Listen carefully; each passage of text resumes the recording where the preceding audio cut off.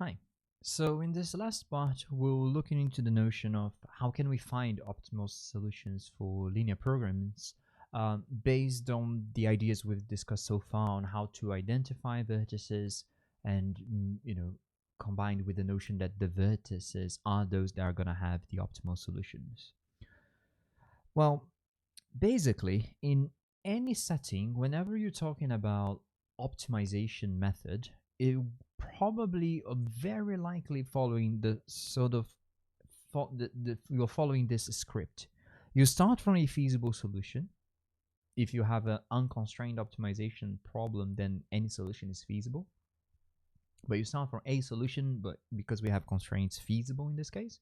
From that, we look for a nearby solution that is somehow better, and if none of them are available, we reported the best we found so far.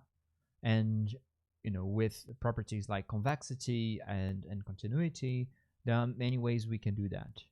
But here specifically, let's look at this step 2, which is the step of looking for nearby solutions with better value, because basically that's what is missing for us to define the method that we want to jump from feasible solution to basic solution, right? We know already how to go from one to another with the notion of adjacent bases. So the question is, how do we find the adjacent bases we want to go to? So how do we know this, find this nearby solution with better value? And let's discuss that then. So we're starting from a point Px that lives in my polyhedral set P, my feasible set. We want to move in the direction D, that is what we call a feasible direction.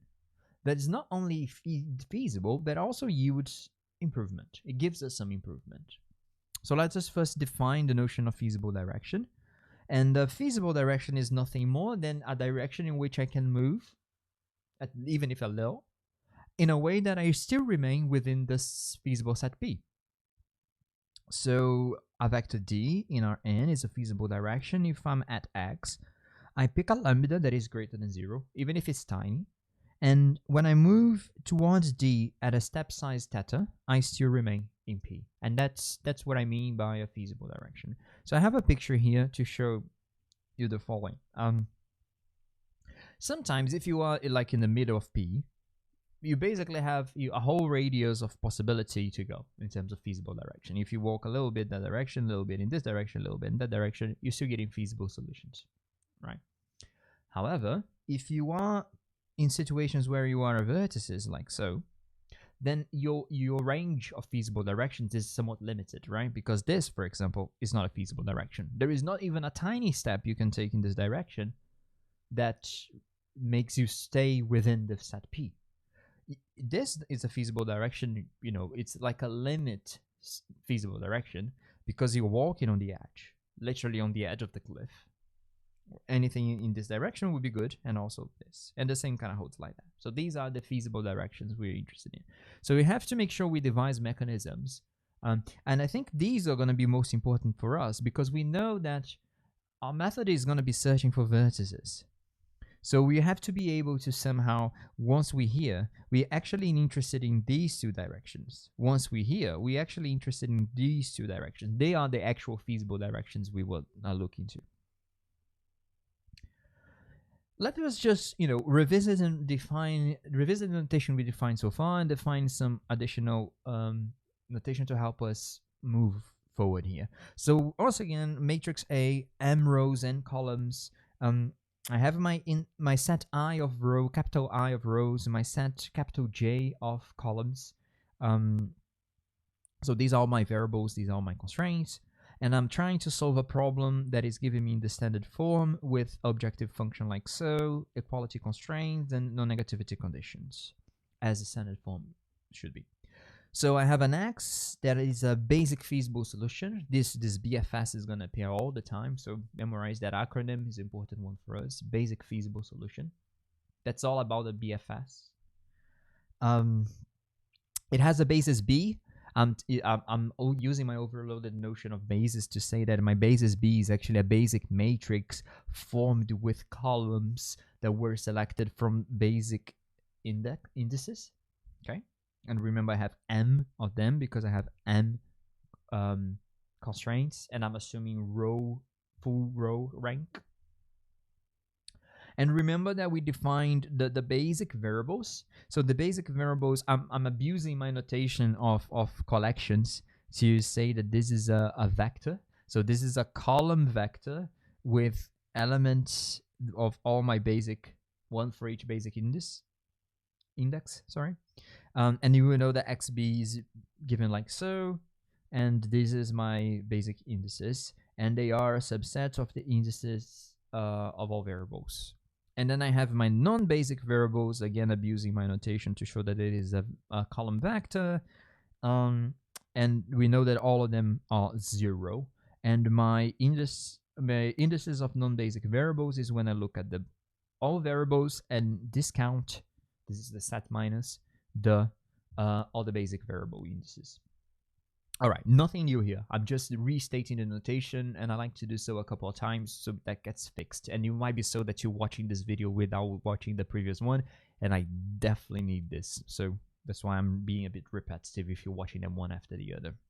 But repetition is good. Repetition means that that's how athletes get good at things. They do the same thing over and over and over and over again, right? The same story goes with knowledge, with learning. So it's good to repeat things that are key.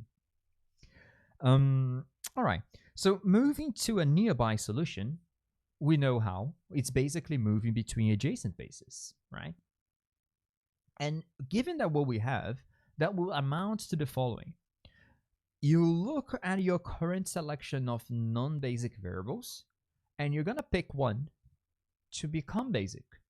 In other words, to take a value that is different than 0, but because in the descendant form we assume that they are all non-negative, that means that you're making that goes from 0 to a positive value.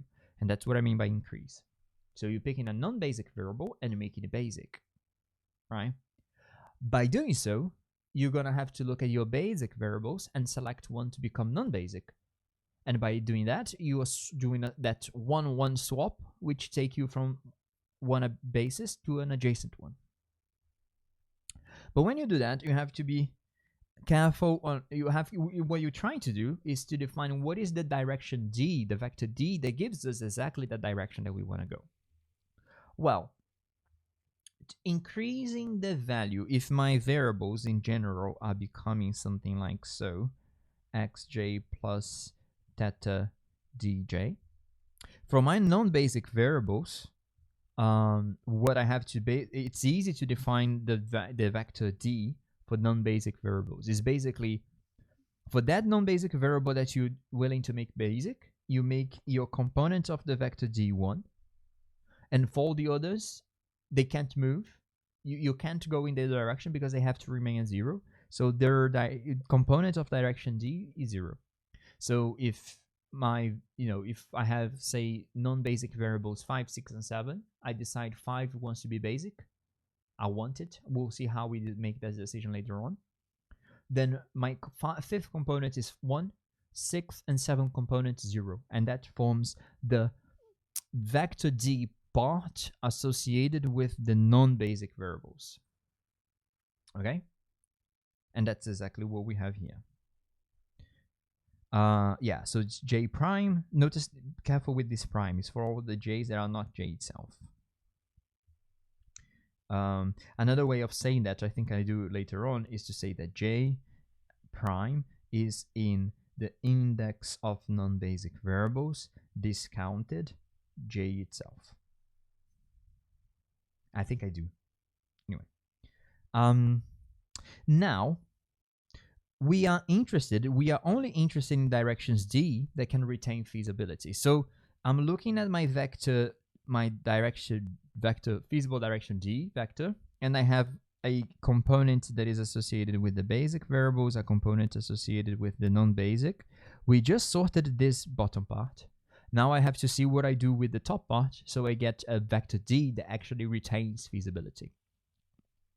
And to see how we do that, we have to ask the following. Well, when you take your point x and you move in that direction d, what I want it to be such is that when I look at my conditions, this is true. So I still have to observe this being the case. With everything, with all my variables x being non-negative, by the way. But so, and this, because ax equals b, and this is also equals b, it's not hard to see that what I have then to show is that AD has to be 0. So this has several interpretations, but I think that the easiest one to see is that so basically, let's assume one way is, so x2 is x1 plus alpha theta d, and we are going from, so ax1 equals b, ax2 equals b. So from that one, you know that ax2 minus x1 equals 0. And this thing here is exactly d, because it's the vector pointing from x1 to x2. So that's kind of a one way of understanding this. So now if I open this up, right? By the way, this should be AD. If I open this up, I obtain this is basically what the product is, and that holds for all variables. And if I can open this in terms of the basic variables, so I get something that looks like this for the basic variables. And here, what I would get is something that looks like this. Let's put like J in IN, right? Of A, I, we don't have a definition. Let's put it just J. A, J, X, J. Sorry. A, J, D, J. Sorry, it's a bit improvised because I'm thinking this as I go. So, yeah, we'll have something like this, but we know that when this J matches the J I selected, this thing is 1, and for everything else is 0. So when I look at this summation, I actually get just the AJ column sitting there by itself, which leads me to this system. 0, let me put in a different color here. 0 equals this. So, which takes me to calculating dB like so. So the dB components on my vector D can be calculated by such. So it's minus inverse of basic matrix times the column that are associated with the variable, the non-basic variable that I'm wanting to make basic. And we say that this component of the vector D, that's sometimes confusing, is the basic direction, right? So the non-basic direction you can think of just being the component to 1 for the non-basic variable you want to make basic and 0 for the others. And your basic direction is basically the consequence that you have on the basic variable. So basically, this is how your basic variables are going to change when you make J basic. So how the other variables accommodate, the other basic variables, the value of the other basic variables accommodate. All right. So that allows us to calculate a direction. So now we know exactly how we can, from a basis, calculate a direction that we can follow to get to a different basis. All right. Of course, you have to ensure this. And if you have to ensure this, one way of doing such is, well, all your other non-basic variables remain 0, and that's a consequence of your vector D component, the component of your vector D being 0 for those variables, so they are going to remain 0 like they were before. If your solution X is non-degenerate, so it's normal, nice, well-behaved, formed by only n hyperplanes, this is all good because, you know, this is greater than 0 from the get-go because it's a basic variable. And this is gonna be greater than 0, right? Because by definition. So basically, even if this component happens to be negative, what you can do is just moderate your step, right? Because this is greater than 0, there is always a tiny enough step that being this negative will decrease this but not make it negative.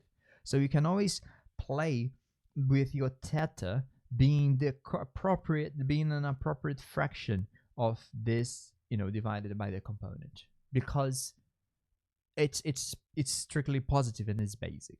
The issue is when this thing is degenerate, and it might be 0. Because if x, in the same thing, if x is 0 and you happen to have a negative component there is no tiny step you can take for this to remain positive, because this is 0 from the get-go. So degenerate bases, they might be so that you generate infeasibility, even when you think you go into a feasible direction. And that's a problem number 2 of many problems that degenerate bases cause. That's not many problems, there are quite a few, but they are very deep problems, and that's yet another one. So this direction might not be feasible in this construction, because your variable being 0, there is no tiny little step, not even a minuscule step that you can take that would remain this, because you have nothing to discount from. It's 0 from the get-go, which is different from this situation where you can guarantee that this is greater than 0. And remember, we just seen in the previous video that degeneracy is the fact that your basic variable has a 0 value. So degeneracy can be tricky. So here is a picture kind of illustrating that. We've seen this representation kind of before, and I'm not entirely sure if at this point is clear for you, but I'll just take a second to say something about this. It goes like this. So if we start with a problem that is represented by this collection of constraints, okay, we know that this represents a collection of things that looks like so for I in capital I. Okay? And it so happens then, this can be converted into an equality constraint if you simply add a slack variable to this constraint. A slack variable, which is something that is basically taking the difference between, in this side, you are allowed to have values here that are less than b. So if these values are less than b, you have a slack between this and this, and that slack is b minus this part. So you can simply convert this into a standard form by adding a slack variable that is a non-negative variable. So this becomes an equality constraint, right? And you have now this slack variable associated with it. And basically what we can do is, if you just augment, you augment your matrix A to have a column with a 1 associated with this, and your x vector now has another component associated with Si, you end up in this form where you have A prime x equals B prime. Okay, because your B also has a new component associated with this constraint. Or actually, you don't even need that, right? Yeah, you can simply keep the value 1 because you're just adding a column to A. Because we don't in our standard form, we don't have the zeros of the x's being part of B.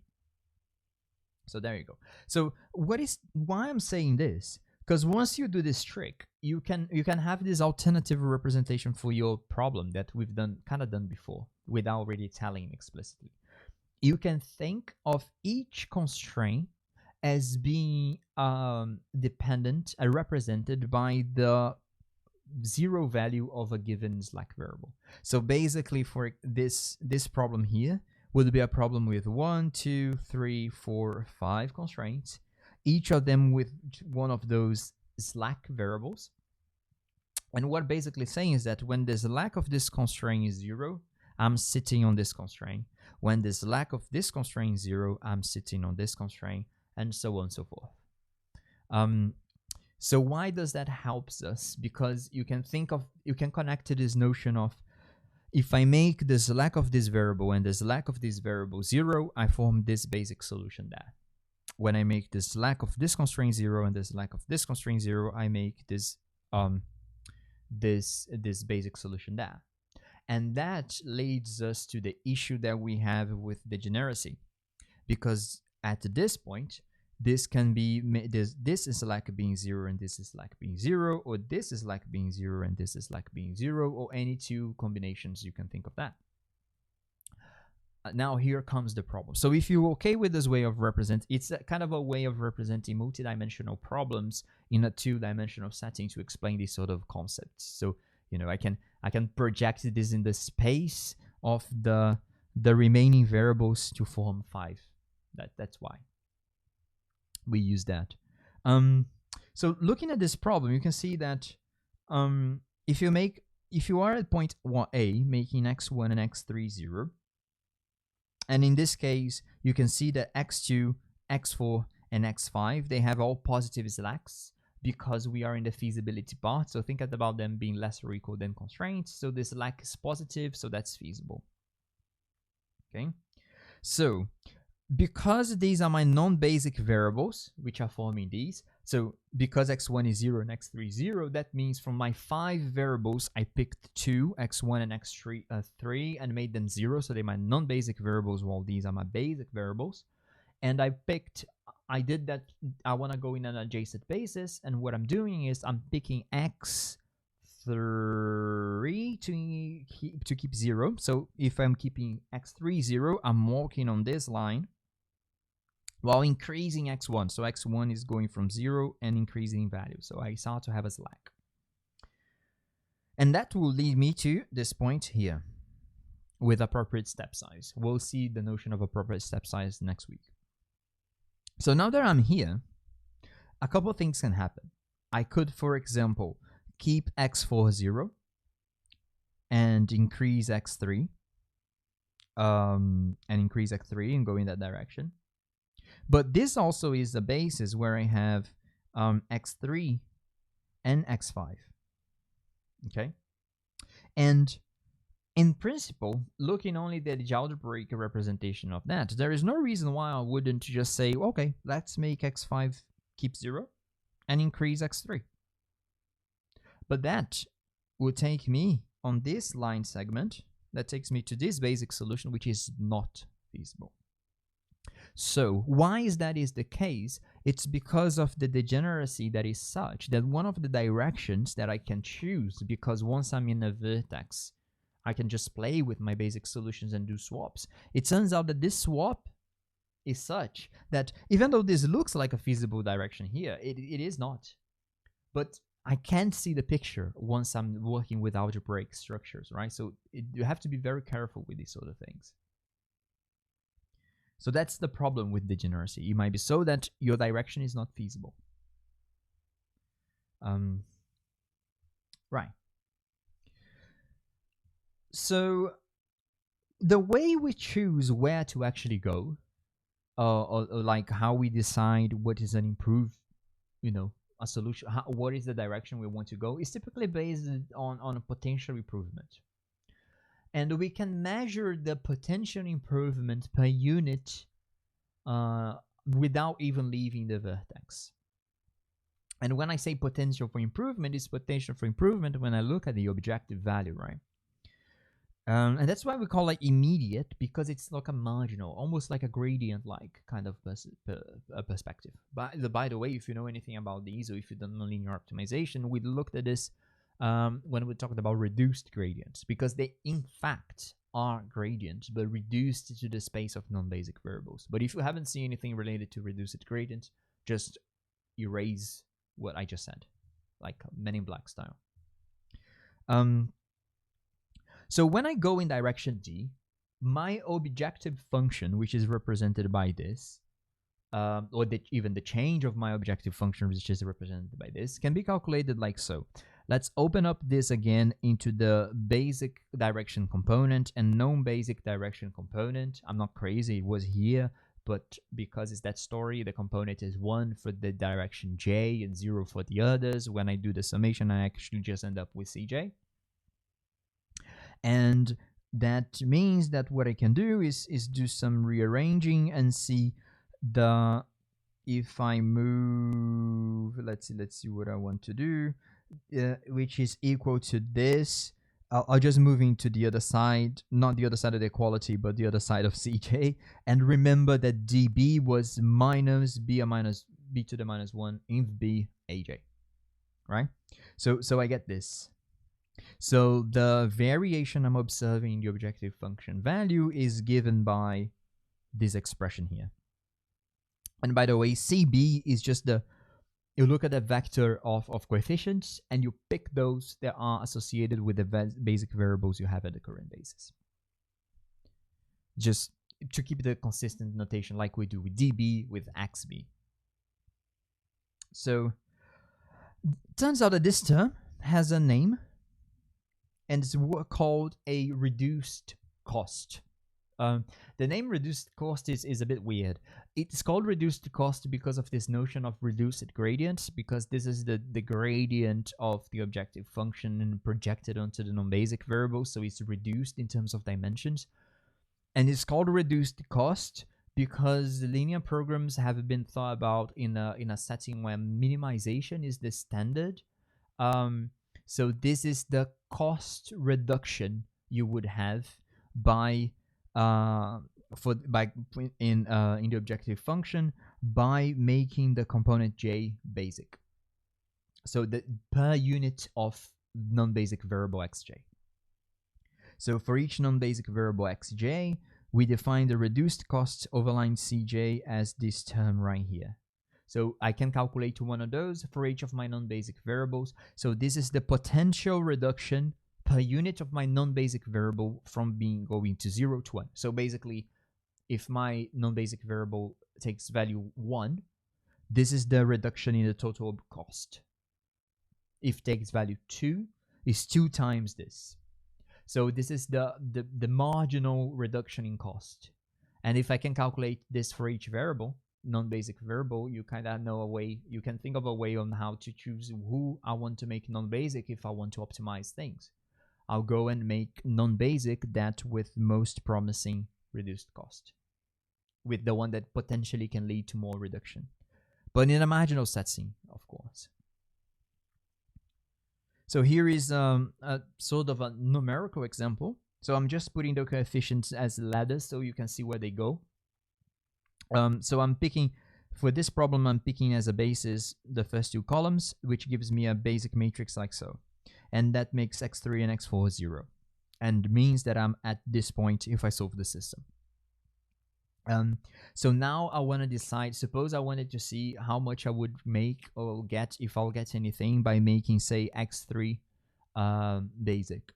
So I'm interested in calculating the reduced cost of x3.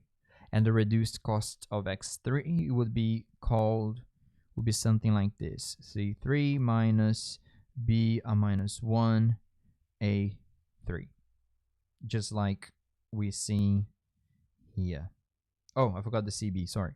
CB, b a minus 1 a3. There you go, this. And what's CB? Well, at the current basis 1, 2, CB is the vector C1, C2. Okay, so I think I have it here. There you go.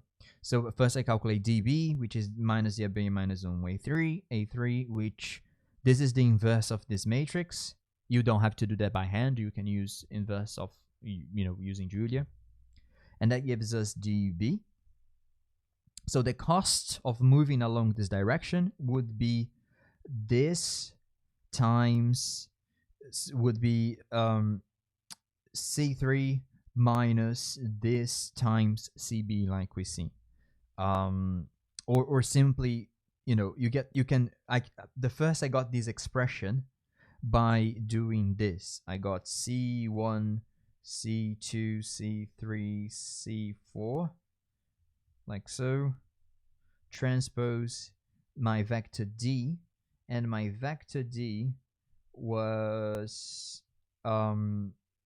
so this is D1 and D2 minus 3, 2 and 1, 2. D3 is the variable I'm interested is 1, and D4 is the other non-basic variable. So I first did this calculation and obtained this, and then when I do some rearranging, you can see that this is precisely the reduced cost. So you can see that is indeed the reduction in your objective function. Right, so some remarks on what we've been discussing in terms of reduced costs and definition of directions. So this is just to, kind of make sure we see that when we're talking about feasible direction, we actually mean, a whole vector D that has a non-basic component, which has 1 for that direction, for that component in the direction you want to go, and 0 for the others. And then there is the basic part of it, which is how we calculate, which is just we're calculating that is based upon the value of the current basic solutions, the current basic values, and the direction that we are going, right? So this is kind of the key point we were discussing, and that's what is behind that example as well, is that the reduced cost is this marginal change in the objective function, and it's caused by moving in the direction given by this vector D here. So that's this is a very important sort of interpretation of the reduced cost as marginal improvement, a marginal change, because this is going to be the leading element we're going to use when we decide where to go next, what non-basic variable I want to make basic. And we just seen that it can be calculated by given the current basis and the direction you're planning to go.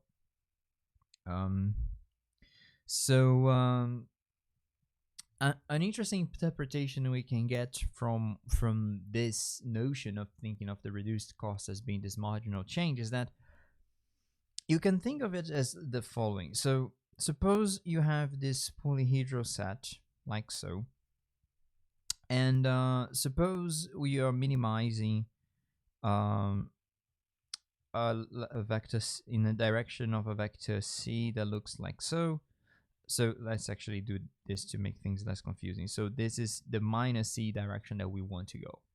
So clearly in this setting, this is our X star, our optimal point. But let's assume that for the time being, we actually at this point, let's call it X at iteration K. Right? So ideally, at the point we are now, what we would want to go to do is to go in this direction, right? Which is the direction minus C. But of course, we can't, because that is not a feasible direction. The best we can do is to carry on this direction here, this direction being the feasible direction we obtain. So in the space, in the space of all problem variables, the vector D is giving us the direction such that when I project on the space of the variables X, I see this vector here. That's why it's called the reduced cost and reduced gradient I was talking about, because we are projecting it on this correct direction. And this direction is the direction that retains feasibility on the basic variables. So basically this direction is such that readjusts the basic variables accordingly, such that we retain feasibility. So you can think about this term here as being that is doing the compensations. Your original marginal cost would be if you could go in that direction, but because you actually have to keep strict to the feasible region and then go from this to this, you actually gonna have a decrease. You're not gonna have such a good improvement, and that's not such a good improvement. That kind of value compensation, it's what this term is doing. So it's kind of a one way to see on how you can think about this. So it's a value compensation for keeping AX equals B. All right. Great. And the last part, this is a bit crammed here, but let's have a look together. So basically this is saying the following: the reduced cost associated with basic variables is always 0. That is going to have quite a few important consequences of what we're seeing later on, but this is something important to have in mind. Why is it so? Well, so our basic matrix is given by the basic columns, correct? And therefore, if you do B minus 1, times a column. So if I do B minus, inverse of B times B, I would get the identity matrix, right? So if I think about B minus 1A, where one of the columns is actually a basic variable, what I'm getting is a column of the identity matrix. Okay, so if I look at the third basic variable, I would get B minus 1, B inverse of B times the third column of the basic variables, and that would be just the third column of the identity matrix. And I'm calling this, just to follow the notation in the textbook, I'm calling EI. So EI is the vector of all zeros with the exception of position I, for which that is 1. So it's the ith column of the identity matrix. Okay, so if I look at that vector and think about then calculating the reduced cost of my basic variable, that would be CBI minus CBB minus 1 and the column associated with the basic variable. And this term I know is going to get me EI. So I obtain this. CBI times the vector of basic variables times EI. Sorry, the vector of basic of the cost associated with the basic variables, times that column of the identity matrix returns the exact component. So returns the exact component of the vector that associated with this basic variable, which ends up being this, and therefore is 0. Which sort of makes sense, right? You're not looking, because you're considering the marginal cost as a function of the non-basic variables, it shouldn't be perturbed when you change basic variables. And that's exactly what you are seeing here. Right. So the last theorem that we're going to look is now its optimality conditions. So basically, the importance of reduced costs is because it can give us a conditions that we can rely upon to figure out whether the current basic feasible solution we have is optimal or not. So you consider a problem P, which is given like so. And so let X be the associated basic feasible solution. Okay, so let's call it X bar. I think it was originally, this was supposed to be X bar. No, sorry. No, I'm just confusing notation. It's just X is the BFS, and then I have my C bar, my reduced cost. So the theorem goes like this. If all your reduced costs are non-negative, then that basis is optimal, which is pretty nice. Now, you see it's not a if and only if condition. The other way around, we say that if X is optimal and non-generate, then all the reduced costs are non-negative. You see that the theorem is giving the margin for you having optimal degenerate solutions with negative reduced cost. That's something that can happen. So that's kind of something we have to deal specifically. So let's see how about we prove this. This is kind of an important proof, and that's why we're gonna go through it. It's not very long.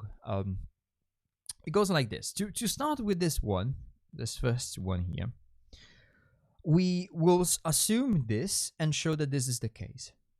So we assume that the HCJs are non-negative, and let's pick a solution Y that is feasible to P. So it satisfies this and it satisfies that. And let's presume that we have this direction D that is taking us from X to Y. Because Y is feasible and X is feasible, this is true. And we just did this trick before. So now what I'm going to do is I'm going to open up this condition again in terms of the basic directions and the non-basic directions. And this is exactly, we did this derivation before where this term is going to be 1 for the direction I'm going, 0 for all the others. And that would lead me to something that looks like so. Okay.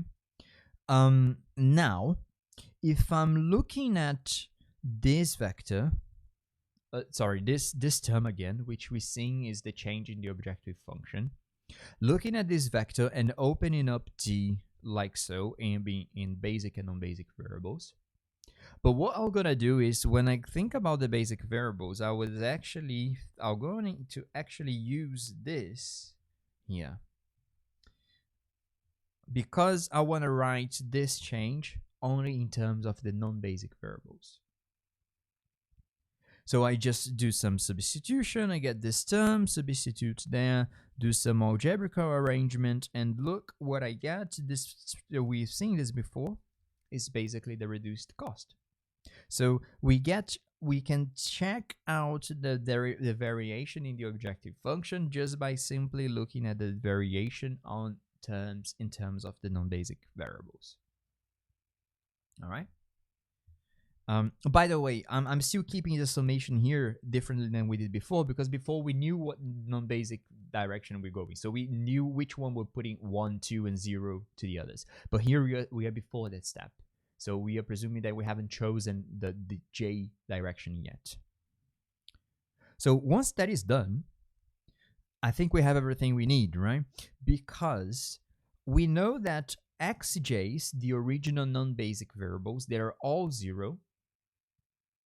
And y is greater than 0 for some j in the basic non-basic variables, because to go from next to j to y, I have to pick one of these j variables and make them basic. So I know that my dj is going to be greater than 0 for that direction I chose, and then when I look at this term, this is going to be non-negative, because this was non-negative by assumption, and this is because I'm going to pick one of them to make 1. So that implies when I look on the from the expression 1 I had, if I look backwards, I'll see specifically that this condition is going to hold. So let me just very quickly go back up one slide, because now what I'm doing is that I just show that this is greater or equal than 0, and I have an equality relationship all the way to this. So I can say that this is greater than equal than 0 as well. So that's CF stands for as described in, or something like that, as reference. I don't know what the Latin term actually is. And then as a consequence, we just show that this is the case. We know that D is that direction vector that points from X to Y. So I can do this. And now, if I open this up, I get something that looks like that. And that, right in front of you, is an optimality condition. Because this is saying me that for every y that I just got a random y from P, from the polyhedral set P, and the only thing I said was y is such that x is such that all reduced costs are non-negative. So if x is such that all reduced costs are non-negative, then if I went to go to x to y, I would only make my objective function worse because I'm minimizing. So x is optimal. And that's it. The last thing is that to prove the other one is kind of like, is more, you can do it just by reasoning. So basically assume that you have an x that is optimal, but with a reduced cost for a non-basic variable that is non-negative. And we just developed all the the technical tools that we would need to show that, well, if that reduced cost would be negative, you can go in that direction and improve your current solution. But you just assumed that your solution is optimal, so there is no way to improve it. So you get a contradiction, and that proves that that can't be the case. So it's just by, we can do this sort of reasoning because we developed all the analytical tools that we had before. You can, if you don't like it, so fine, go back, see how we derived the notion of reduced cost and how we connected it with being an improvement on objective function, and you can, analytically show the contradiction. But that's just it. So we just proved the optimality condition we were looking for. And that basically tells us the following. Now we have everything we need to develop an algorithm to find solutions for LPs then. We just start from a basis, look at my reduced costs, see which is the more interesting, go to that adjacent basis. Look at my reduced costs, see what is the most interesting, go to the next adjacent basis. When I now look at my reduced costs, well, wait a minute. No reduced cost is negative. All of them are non-negative, or all zero or positive. So if anywhere I go, my solution is worse. So I'm at a local optimal. And for LPs, local optimals are actually global optimals. So I'll stop. So the structure of the algorithm, of the plan for the algorithm, is right there in front of you. What we're going to do next week is exactly develop these parts, but put in a more computational setting and see how we would implement such. But the parts are all there. Some small remarks is that, once again, if you have degeneracy, X can be optimal, but with a reduced cost that is negative. It's basically a direction that is pointing outside. Think of that picture we see. We have that direction that kind of looks feasible, and it could be a negative cost associated with it. It just turns out it's not really a feasible direction. But with the machinery developed, we need to be a bit more careful with them. But that's possible. And the other point is that if all the costs are strictly this is saying negative, but it should be positive. If the costs are strictly positive, then it means that you are at a unique optimal, right? Because if you have a reduced cost that is zero, it basically tells you that if you change your basis from this to that direction with the reduced cost is zero, you end up at the same solution with zero change in your objective function. So that means that you have two bases at least that are optimal. We will investigate this a little bit more when we develop the simplex method. But that's it. We'll carry on next week developing the implementation and the machinery, the computational aspects related with the simplex method next week. But looking forward to see you on Thursday in the exercise session. Bye bye.